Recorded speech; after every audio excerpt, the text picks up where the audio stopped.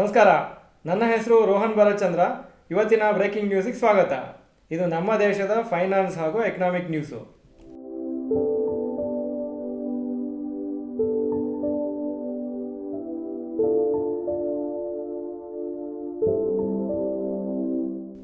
News number 1. BCCI earned over rupees 5,000 crore extra from IPL 2023. Board of Control for Cricket in India ಅವರು surplus ಅಥವಾ profit ಥರ 5,120 crores IPL 2023 ಇಂದ earn ಮಾಡಿದ್ದಾರೆ. ಇದು 116% increase from 2,367 crores in IPL 2022. Total income IPL 2023ಯಲ್ಲಿ 78% ಜಾಸ್ತಿ ಆಯಿತು compare to previous year. 11,769 ಕೋಟಿ ಅವರಿಗೆ ರೆವಿನ್ಯೂ ಸಿಕ್ತು. ಎಕ್ಸ್ಪೆಂಡಿಚರ್ ಅದರಲ್ಲಿ 66% ಇನ್ಕ್ರೀಸ್ ಆಗಿದೆ, 6,648 ಕ್ರೋರ್ಸು. ಹಾಗೂ ಅವ್ರಿಗೆ ಮೇನ್ ಇನ್ಕಮ್ ಬಂದಿದ್ದು ಮೀಡಿಯಾ ರೈಟ್ಸ್ ಹಾಗೂ ಸ್ಪಾನ್ಸರ್ಶಿಪ್ ಡೀಲ್ಸಿಂದ. ಮೀಡಿಯಾ ರೈಟ್ಸು 48,390 ಕ್ರೋರ್ಸು 2023 ಟು 2027 ಅವ್ರಿಗೆ ಸಿಕ್ಕಿದೆ. ಅದು ಸ್ಟಾರ್ಟ್ ಆಗಿದ್ದು 2023 ಸೀಸನಿಂದ.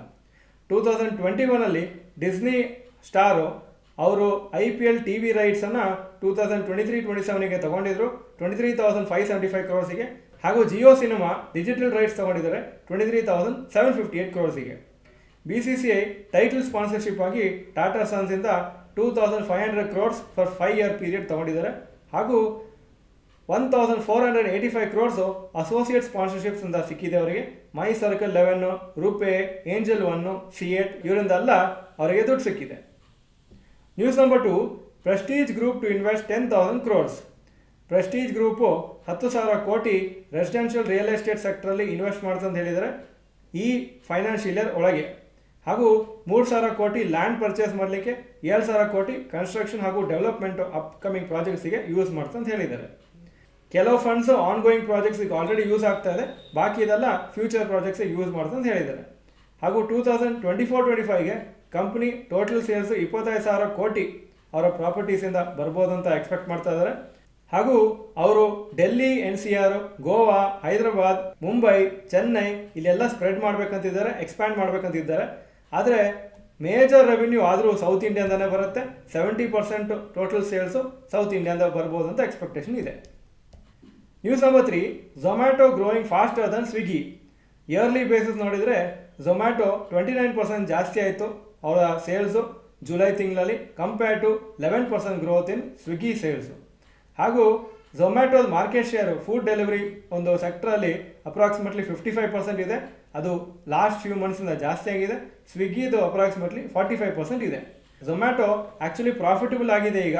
ಅವರು last 5 quarters net profit declare ಮಾಡಿದ್ದಾರೆ.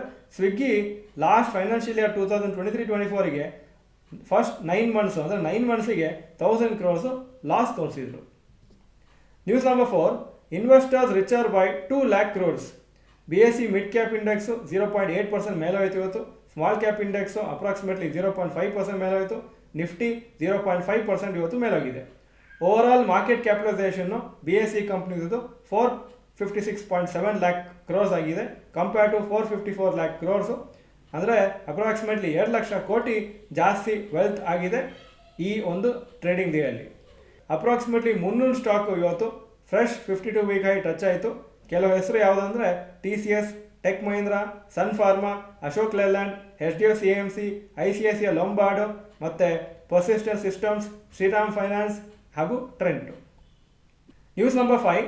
Rapid news. ಇಂಡಿವಿಜುವಲ್ ಇನ್ವೆಸ್ಟರ್ಸು ಅವ್ರದ್ದು ಹೈಯೆಸ್ಟ್ ಮಾರ್ಕೆಟ್ ಶೇರ್ ಇದೆ ಇಂಡಿಯನ್ ಮ್ಯೂಚುವಲ್ ಫಂಡ್ಸಲ್ಲಿ. 61% of the total assets of Indian mutual funds retail investors hold ಮಾಡ್ತಾ ಇದ್ದಾರೆ ಆ್ಯಸ್ ಆನ್ ಜುಲೈ 2024. ಜುಲೈ 2023 ಪ್ರಕಾರ 57.5% ರಿಟೇಲ್ ಇನ್ವೆಸ್ಟರ್ಸ್ ಹೋಲ್ಡ್ ಮಾಡ್ತಾಯಿದ್ರು. Institution investors ಸದ್ಯಕ್ಕೆ 39% of the total assets hold ಮಾಡ್ತಾರೆ. ಅದರಲ್ಲಿ ಕಂಪ್ನೀಸೇ 95% ಆಫ್ ದಟ್ ಹೋಲ್ಡ್ ಮಾಡ್ತಾರೆ. ಹಾಗೂ ಇಂಡಿವಿಜುವಲ್ ಅಸೆಟ್ಸಲ್ಲಿ ಅದು ಇಂಡಿವಿಜುವಲ್ ಇನ್ವೆಸ್ಟರ್ಸ್ ಅಸೆಟ್ಸಲ್ಲಿ 86% ಈಕ್ವಿಟಿ ಸ್ಕೀಮ್ಸಲ್ಲಿ ಇನ್ವೆಸ್ಟ್ ಆಗಿದೆ, 9% ಡೆಟ್ ಸ್ಕೀಮ್ಸಲ್ಲಿ ಇನ್ವೆಸ್ಟ್ ಆಗಿದೆ, 3% ಮನಿ ಮಾರ್ಕೆಟ್ ಸ್ಕೀಮ್ಸಲ್ಲಿ ಇನ್ವೆಸ್ಟ್ ಆಗಿದೆ, ಹಾಗೂ 2% ETF ಅಥವಾ ಫಂಡ್ ಆಫ್ ಫಂಡ್ಸಲ್ಲಿ ಇನ್ವೆಸ್ಟ್ ಆಗಿದೆ.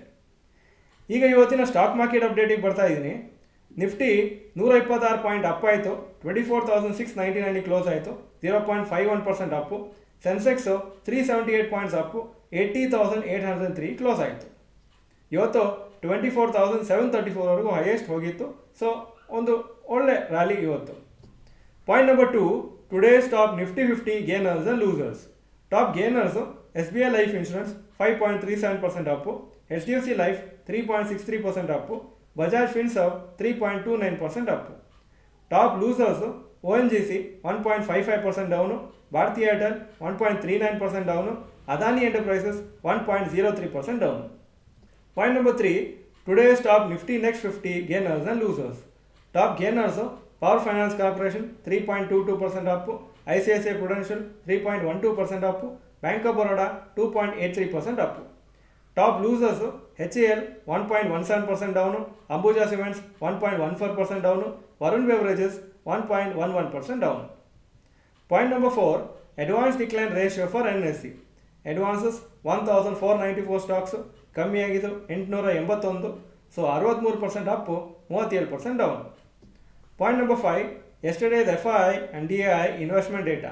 Foreign institutional investors 2,667 crores net sales, domestic institutional investors 1,803 crores net purchases.